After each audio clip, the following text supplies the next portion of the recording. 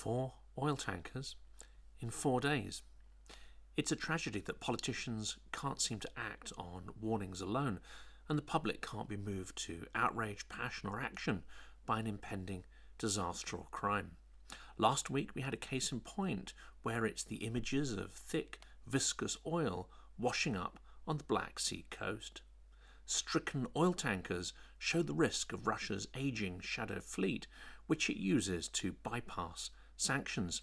Although the vessels that split apart was covered by Russian insurer VSK, it's doubtful whether the costs of the cleanup operations will be covered in their entirety. The full scale of the various incidents, as well as their long-term impact on the environment, are so far unknown. One crew member was killed after the Volganeft 212 split in half, with 12 rescued. While authorities said all 14 crew aboard the Volganeft 239, which ran aground 80 metres from the shore near the port of Taman, were also rescued. Russian authorities sought to limit the damage from the oil spilt into the Kerch Strait by 2 aging tankers that were damaged during a heavy weekend storm, though part of their campaign was, of course, informational, seeking to deny the full scale and seriousness of the disasters, and they were not simply focused on the physical cleanup alone. The ships are on average more than 50 years old and were carrying some 9,200 metric tons, that is 62,000 barrels of oil products in total. Volganeft 212 was constructed in 1969 and Volganeft 239 in 1973. The spill is likely to become one of the largest environmental disasters to affect the region in recent years. The Kerch Strait, which separates mainland Russia from the Moscow-annexed Crimea region, is a key route for exports of its grain and fuel products. Russia has increasingly used a shadow fleet to bypass international sanctions. The shipping industry has raised concern over the risks and potential for collisions posed by hundreds of shadow tankers in open sea lanes. There is little incentive for these vessels to follow cleaner shipping standards, and Russia is knowingly risking environmental catastrophe to sustain its illegal war against Ukraine. Russia has rejected Western pressure to limit its oil exports, and in the past year, the number of tankers transporting cargoes that are not regulated or insured by Western providers has grown significantly. Before the reported incidents, the cost of cleanup and compensation resulting from an oil spill from tankers with unknown insurance or no insurance provision could amount to more than $1 billion for the coastal country's taxpayers. This is an industry estimate. And here we are, looking at issues affecting up to 4 such tankers in the same week. One of Ukraine's top advisors accused the Kremlin of recklessly violating basic operating rules. The vessels that sank and ran aground are part of Russia's sanction-busting oil fleet that will continue to cause large-scale damage, and the spokesperson for the Ukrainian government has called for Russia to be sanctioned over the operation of its grey fleet and has called on the international community to act. Mikhail Podolyak, an advisor to the head of the office of President Volodymyr Zelensky, said that the pollution was the worst this century in the Black Sea region and the second worst ever. It is now obvious that any sanctions against the Russian tanker fleet are always useful, but they are always implemented too late, he said. The accidents on 2 rusty vessels in the Kerch Strait resulted in another large-scale environmental disaster during the time of war. Thousands of tons of fuel oil spilled, causing tragic damage to the natural systems of the Azov and Black Seas. Most boats were hopelessly outdated, Podolyak said, alleging that they had fictitious insurance policies, hid their real owners, and overloaded on oil at sea. Further large-scale accidents were statistically inevitable, he said, and the cost of clean-up operations would fall on affected neighbouring countries, not on the perpetrator, Russia. In response to the disasters and to its war on Ukraine, the EU adopted a new round of sanctions against Russia. It added 52 vessels from Russia's shadow fleet, bringing the total to 79. Tougher measures were also taken against several Chinese entities. Separately, Norway is allocating $242 million to boost Ukraine's small navy and to help it deter Russian threats in the Black Sea.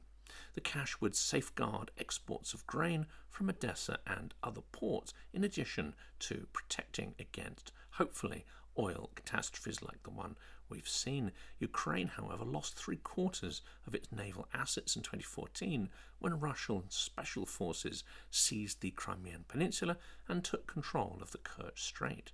Since 2022, however, Kiev has used marine drones to sink some of Russia's Black Sea fleet, which has now been forced to relocate from occupied Sevastopol to the port of Novorossiysk. Greenpeace has also weighed in, claiming the 2 Stricken tankers were on their way to deliver fuel to the Russian Navy.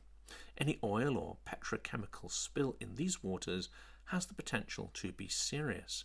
It is likely to be driven by prevailing wind and currents, and in the current weather conditions is likely to be extremely difficult to contain, said Paul Johnson, head of Greenpeace's research laboratories at the University of Exeter. If it is driven ashore, then it will cause fouling of the shoreline. It will be extremely difficult to clean up. Together, the tankers were carrying about 9,000 metric tons of mazout, a low-grade heavy fuel oil used in power plants in the former Soviet Union. Images of the oil product washing up on beaches show it to be a viscous, gelatinous substance and is apparently extremely toxic. The type of oil spilt will make a difference to the environmental impact, with heavy residual fuel oils causing more visible damage than marine gas oils, which tend to break up easier.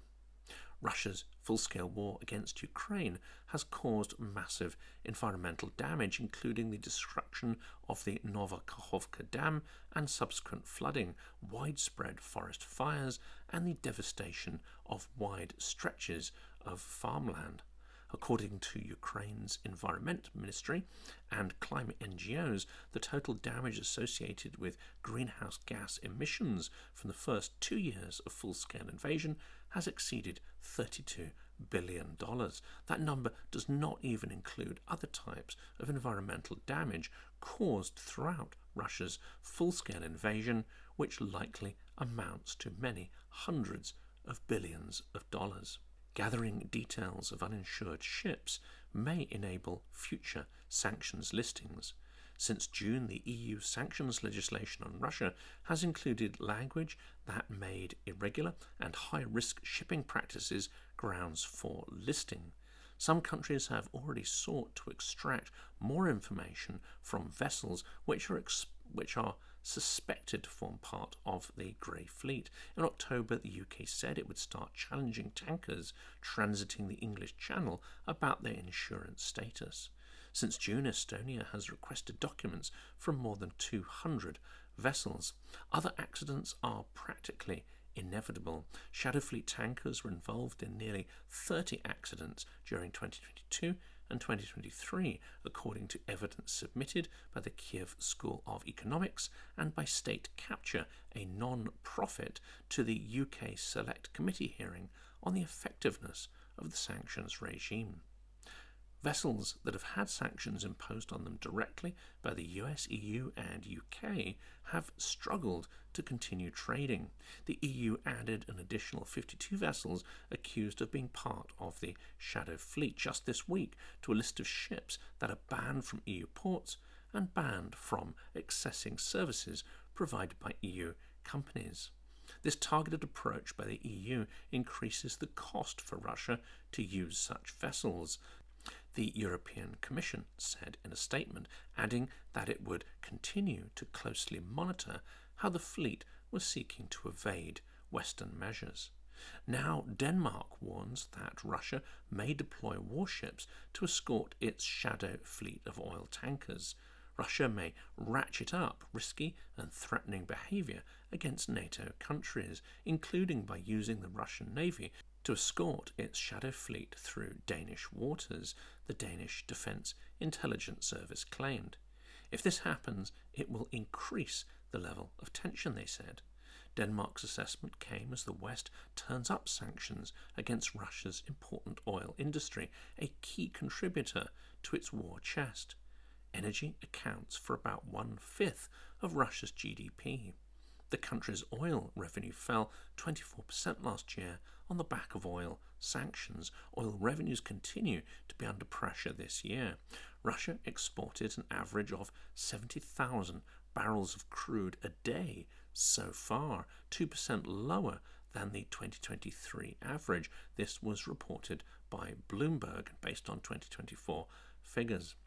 But as stated in the introduction, not enough is being done to prevent the next disaster caused by Russia's recklessness and contempt for human life and the environment.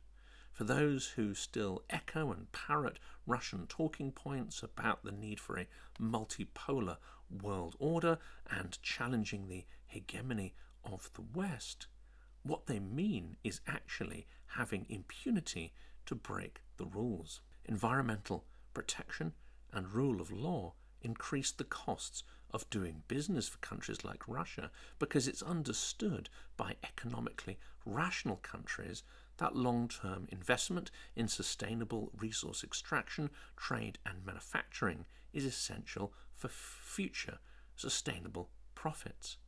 But Russia is not interested in the viability of the world economy or environment.